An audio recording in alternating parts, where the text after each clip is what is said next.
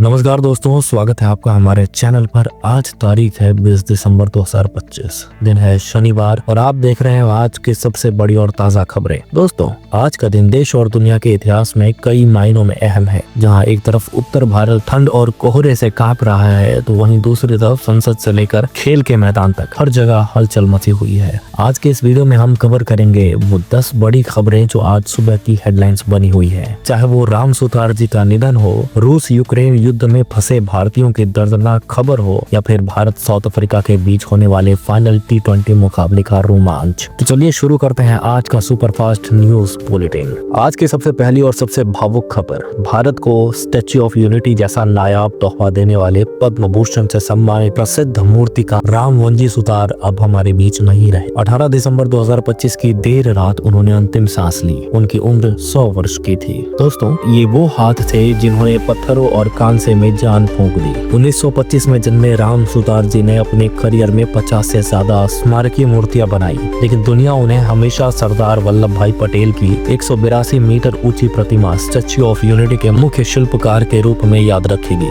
प्रधानमंत्री नरेंद्र मोदी ने भी उनके निधन पर गहरा शोक व्यक्त किया है और कहा है कि भारत ने आज एक अनमोल रत्न खो दिया है। उनका जाना भारतीय कला जगत के लिए एक कभी ना भरने वाला शून्य है। अब बात करते हैं मौसम की, जिसने आधे हिंदुस्तान को लॉक कर दिया है। उत्तर प्रदेश, दिल्ली और पंजाब में ठंड और कोहरे का डबल अटैक हुआ है। बरेली प्रशासन ने कक्षा 1 से 8 तक सभी स्कूलों को आज यानी 20 दिसंबर तक बंद रखने का आदेश दिया था, जिसे अब आगे और बढ़ाया जा सकता है। दिल्ली में विजिबिलिटी 0 तक पहुँच गई है। ताज़ा अपडेट के मुताबिक आज सुबह दिल्ली एयरपोर्ट से 131 उड़ानें या तो रद्द की गई है या तो लेट हो गई है। ट्रेनें 10-10 घंटे तक देरी से चल रही हैं। मौसम विभाग ने अगले 3 दिनों के लिए कोल्ड डे का अलर्ट जारी किया है। अगर आप आज घर से बाहर निकलने की सोच रहे हैं तो संभल कर निकलें, क्योंकि सड़कों पर कोहरा काल बनकर छाया हुआ है।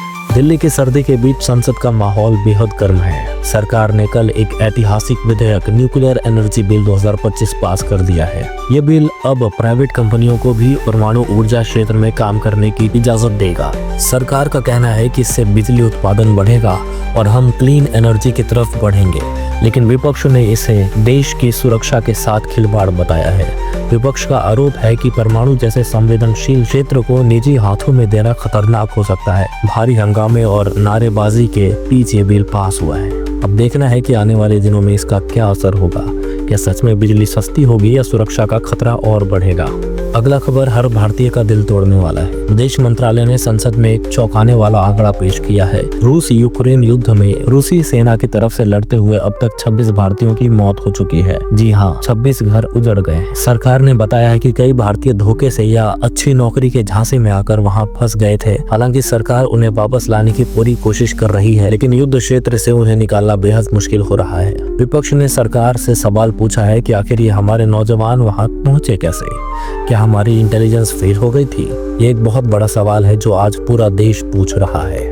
महाराष्ट्र की राजनीति में कभी शांति नहीं रहती। आज की बड़ी खबर यह है कि एनसीपी यानी अजित पवार गुट के वरिष्ठ नेता मणिकराव कोकाटे ने कैबिनेट से इस्तीफा दे दिया है। खबरों के मुताबिक वे मंत्रियों के बंटवारे से खुश नहीं थे। कल ही महाराष्ट्र में पोर्टफोलियो बांटे गए थे, जिसमें गृह मंत्रालय देवेंद्र फडणवीस के पास आया। कहा जा रहा है कि एनसीपी को मलाईदार मंत्रालय न मिलने से पार्टी के अंदर भारी असंतोष है। कोकाटे का इस्तीफा महायुति सरकार के लिए एक बड़ा झटका माना जा रहा है। क्या ये सरकार अपना कार्यकाल पूरा कर पाएगी या फिर महाराष्ट्र में फिर कोई खेला होगा? इस पर हमारी नजर बनी हुई है। अब चलते हैं दक्षिण भारत। कर्नाटक विधानसभा ने कड़ा फैसला लेते हुए हेड स्पीच बिल, नफरती भाषण विरोधी विधेयक पास कर दिया है। इस बिल के तहत अब किसी भी धर्म या समुदाय के खिलाफ नफरत फैलाने वाले को सीधे जेल की हवा खानी पड़ेगी। लेकिन इस बिल पर भी भारी राजनीति शुरू हो गई है। बीजेपी ने सदन से बॉयकॉट किया, ये आरोप लगाते हुए कि इस कानून का इस्तेमाल विपक्ष की आवाज दबाने के लिए किया जाएगा। सरकार का कहना है कि समाज में शांति बनाए रखने के लिए जरूरी था। दोस्तों,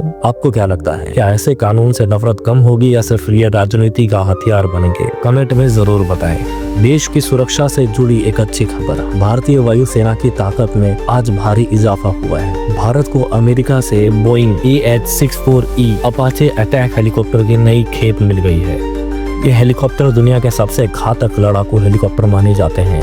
ये रात के अंधेरे में भी दुश्मन के टैंकों को तबाह करने की क्षमता रखते हैं। इनकी तैनाती मुख्य रूप से पश्चिमी सीमा और लद्दाख में की जाएगी। 2025 के अंत में हमारी सेना और भी आधुनिक होने जा रही है। दुश्मन अब भारत की तरफ आंख उठाने से पहले 100 बार सोचेगा। प्रधानमंत्री नरेंद्र मोदी अपना इथोपिया और ओमान का दौरा पूरा करके स्वदेश लौट आए हैं। ओमान में सुल्तान हैथम बिन तारिक के साथ उनकी मुलाकात बेहद सफल रही। सबसे बड़ी खबर यह है कि भारत और ओमान के बीच मुख्य व्यापार समझौते यानी FTA पर मुहर लग गई है। इसका सीधा फायदा हमारे व्यापारी और युवाओं को मिलेगा। ओमान में भारतीय पेशेवरों के लिए नौकरी के अवसर बढ़ेंगे। वहीं इथोपिया में पीएम मोदी ने ग्लोबल साउथ की आवाज बुलंद की। दुनिया देख रही है कि कैसे भारत का डंका हर महाद्वीप में बज रहा है। क्रिकेट प्रेमियों, आज की शाम आपके नाम। भारत और दक्षिण अफ्रीका के बीच 5 मैचों की T20 सीरीज का 5वां और आखिरी मुकाबला आज अहमदाबाद के नरेंद्र मोदी स्टेडियम में खेला जाएगा। आपको याद दिला दें कि चौथा मैच स्मोक यानी प्रदूषण के कारण रद्द हो गया था, जिससे सीरीज का रोमांच चरम पर है। आज का मैच करो या मरो का है। अगर भारत आज जीतता है तो सीरीज हमारे नाम होगी। टीम इंडिया के कप्तान ने कहा कि वो आज पूरी ताकत के साथ मैदान में उतरेंगे। मैच शाम 7 बजे शुरू होगा। और अब बात बिजनेस और ट्रैवल की। टाटा ग्रुप की एयर इंडिया ने एक बार फिर अपना परचम लहराया। Travel plus leisure India award 2025 में एयर इंडिया को बेस्ट डोमेस्टिक एयरलाइन चुना गया। कुछ साल पहले तक जिस एयरलाइन को लोग लेट और खराब सर्विसेज के लिए जानते थे, आज वो दुनिया की बेहतरीन एयरलाइंस को टक्कर दे रही है। ये टाटा ग्रुप के विजन और मैनेजमेंट का ही नतीजा है। अगर आप भी हाल में एयर इंडिया में बैठे हैं तो आप अपना अनुभव हमें जरूर बताएं। तो दोस्तों, ये थी 20 दिसंबर 2025 की टॉप 10 ब्रेकिंग न्यूज। हमने कोशिश की है कि आपको हर खबर की तह तक ले जाए। जाने से पहले आपसे एक सवाल, सरकार जो न्यूक्लियर एनर्जी में प्राइवेट कंपनियों की एंट्री दी है, क्या आप इसका समर्थन करते हैं? हाँ या ना में अपना जवाब कमेंट बॉक्स में जरूर लिखें। अगर आपको हमारे ये रिपोर्ट और मेहनत पसंद आई तो प्लीज इस वीडियो को लाइक करें और अपने दोस्तों के साथ शेयर करें। अगर चैनल पर नए हैं तो सब्सक्राइब वाला बटन दबाना मत भूलिए, क्योंकि हम रोज आपके लिए ऐसी ही सटीक खबरें लाते हैं। मैं मिलूंगा आपसे कल सुबह फिर नई खबरों के साथ। तब तक अपना और अपने परिवार का ख्याल रखें। ठंड बहुत है, सुरक्षित रहें। जय हिंद, जय भारत, धन्यवाद।